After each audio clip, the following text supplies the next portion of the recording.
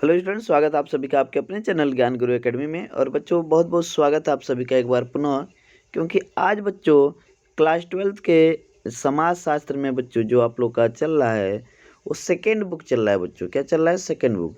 Second book का जो तीसरा चैप्टर है उसका आखिरी ये वीडियो है बच्चों, तीसरा पार्ट होगा, ठीक है। इसके बाद चौथा और पाँचवा दो ही चैप्टर आप लोग के पास रह जाएंगे। आप देख सकते हैं थोड़ी सी आवाज़ आ रही होगी, नॉइस आ रही होगी, क्योंकि मौसम बहुत ख़राब है और भारी बारिश होने की संभावना है, ठीक है। तो थोड़ी सी आप लोग उसे मैनेज कीजिएगा, कोई बात नहीं, ठीक है। चलिए बच्चों, काफ़ी महत्वपूर्ण होने वाली है सारी वीडियोज आप सभी के लिए, क्योंकि बोर्ड एग्जाम की यदि आप तैयारी करें, बोर्ड स्टूडेंट हैं, तो आपके लिए सारी वीडियोज इंपॉर्टेंट है बेटा, ठीक है। सारी वीडियोज इंपॉर्टेंट है। तो किसी भी बच्चे का कोई भी डाउट हो तो कमेंट बॉक्स में कमेंट जरूर कर देना बेटा, ताकि आप लोग का डाउट क्लियर कर सकें। कोई भी आपके सब्जेक्ट यदि वीडियो आप जानना चाहते हैं, आप पढ़ना चाहते हैं, किसी भी सब्जेक्ट की वीडियो का आपको ट्रिक चाहिए, तो आप लोग कमेंट बॉक्स में ज़रूर बताना बेटा, ठीक है। वीडियो को ज़्यादा से ज़्यादा शेयर कीजिए ताकि ये जानकारी सभी तक पहुँचे कि बहुत अच्छी तरीके से क्लास 10th और 12th के बोर्ड एग्जाम की रिफ्रेश क्लासेज हम चला रहे हैं बच्चों, ठीक है। और साथ ही बेल आइकन को दबा के रखें ताकि आप तक हमारी नोटिफिकेशन पहुंच सके। शेयर दोस्तों को कर दें ताकि जानकारी सभी को हो जाए, ठीक है बच्चा। चलिए शुरू करते हैं। आज का पहला प्रश्न है, प्रश्न संख्या 2 है, लेकिन रियल में पहला प्रश्न है हम लोग का, ठीक है। देखिए, स्वतंत्र भारत के बाद किए गए कृषि सुधार तथा हरित क्रांति के बारे में समझाइए। यही प्रश्न ऐसे करके पूछा जा सकता है। भारत में भूमि सुधारों का संक्षिप्त विवेचन कीजिए या विवेचना कीजिए। देखिए बेटा, हुआ क्या था कि भारत में वर्ष 1960 से 1970 तक भूमि सुधार कानूनों की एक श्रृंखला को शुरू किया गया। क्या शुरू किया गया बच्चों? 60 से 70 के बीच भूमि सुधार कानूनों की एक श्रृंखला को शुरू किया गया। इसे व्यापक स्तर पर चलाया गया। इसे क्या किया गया बच्चों? एक व्यापक स्तर पर चलाया गया। सबसे पहला महत्वपूर्ण परिवर्तन था जमींदारी व्यवस्था को समाप्त करना। यह भू सुधार के लिए पास किए गए कानूनों में सबसे अधिक प्रभावशाली कानून था। यह महत्वपूर्ण क्षेत्रों में भूमि पर जमींदारों के उच्च अधिकारों को दूर करने में और उनकी आर्थिक एवं राजनीतिक शक्तियों को कम करने में सफल रहा।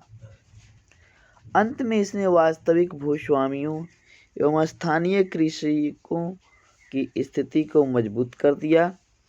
भू सुधार में अन्य प्रमुख कानून थे पट्टेदारी का उन्मूलन और नियंत्रण या नियम अधिनियम। इस कानून के अंतर्गत या तो पट्टेदारी को पूरी तरह से हटाने का प्रयत्न किया जाए या किराए के नए नियम बनाए गए। हालांकि अधिकतर राज्यों में यह कानून कभी भी प्रभावशाली तरीके से लागू नहीं हुआ, जबकि पश्चिम बंगाल और केरल में इस कानून ने कृषि संरचना में आमूलचूल परिवर्तन कर दिए। तीसरा प्रमुख सुधार हदबंदी अधिनियम से संबंधित है। इस कानून के तहत परिवारों के लिए जमीन रखने को उच्चतम सीमा तय कर दी गई। प्रत्येक क्षेत्र में हदबंदी भूमि के प्रकार, उपज और अन्य प्रकार के कारकों पर निर्भर थी। अधिक अनुपजाऊ जमीन की हदबंदी कम थी, जबकि उपजाऊ जमीन की हदबंदी अधिक सीमा तक थी। इस नियम ने भी कृषकों की स्थिति को सुधारने में योगदान दिया। कृषक संरचना पूरे भारत में भिन्न भिन्न स्तर में मिलती हैं। इसी कारण विभिन्न राज्यों में भूमि सुधार की प्रगति भी असमान रूप से हुई, ठीक है बच्चों। हरित क्रांति की बात थोड़ी सी हम करेंगे बच्चों। किसकी बात करेंगे? हरित क्रांति की बात करेंगे। देखिए, 1960 से 70 के दशकों में भारत में हरित क्रांति की शुरुआत हुई। हरित क्रांति कृषि आधुनिकीकरण का एक सरकारी सहयोगी कार्यक्रम था।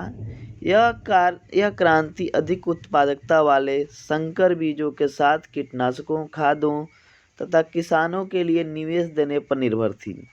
यह कार्यक्रम मुख्यतः गेहूं तथा चावल की उत्पादकता से संबंधित था। इस क्रांति के द्वारा ही भारत पहली बार खाद्यान्न उत्पादन में स्वावलंबी बनने में सक्षम हुआ। हरित क्रांति सरकार तथा इसमें योगदान देने वाले वैज्ञानिकों की एक महत्वपूर्ण उपलब्धि मानी गई।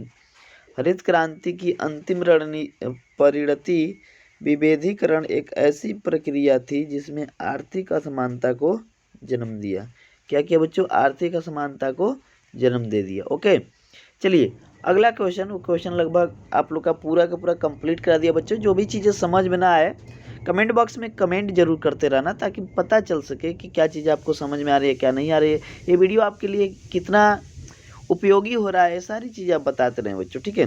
चलिए अगला क्वेश्चन है, हरित क्रांति से आप क्या समझते हैं? कृषि उत्पादन पर इसके प्रभाव की विवेचना कीजिए। यह आधुनिकीकरण का एक सरकारी कार्यक्रम था। इसके लिए आर्थिक सहायता अंतर्राष्ट्रीय संस्थाओं द्वारा की गई थी।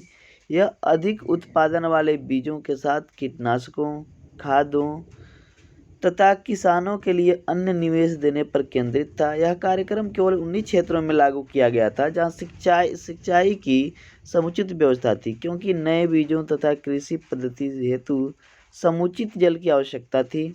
यह कार्यक्रम मुख्य रूप से गेहूं तथा चावल उत्पादन करने वाले क्षेत्रों पर आधारित था। हरित क्रांति की पहली लहर केवल कुछ क्षेत्रों जैसे पंजाब, हरियाणा, पश्चिमी उत्तर प्रदेश, तटीय आंध्र प्रदेश आदि में ही चली। हरित क्रांति का कृषि उत्पादन पर प्रभाव निम्नलिखित है, ठीक है बच्चों। देखिए कैसे है। हरित क्रांति से देश में खाद्यान्न उत्पादन और खाद्यान्न गहनता दोनों में तीव्र वृद्धि हुई और भारत अनाज उत्पादन के मामले में आत्मनिर्भर हो सका।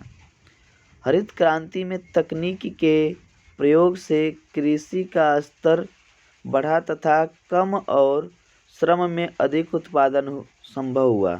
कृषि के मशीनीकरण के चलते कृषि हेतु प्रयोग होने वाली मशीनें के अतिरिक्त कीटनाशकों, बीज, रासायनिक उर्वरक आदि की मांग में वृद्धि हुई। फलतः देश में इससे संबंधित उद्योगों का अत्यधिक विकास भी हुआ बच्चों। कृषि के विकास के लिए आवश्यक अवसंरचनाएं जैसे कि सड़क, ट्यूबवेल के द्वारा सिंचाई, अनाज मंडी आदि का विकास होने लगा। क्लियर है बच्चों। तो इस चैप्टर के जितने भी बाकी बचे हुए आप लोग के क्वेश्चंस थे बच्चों, पूरा मैंने कंप्लीट करा दिया आप लोग का, ठीक है। तीसरा पार्ट कंप्लीट हो गया बच्चों। अब चौथे चैप्टर को कल से हम लोग पढ़ेंगे।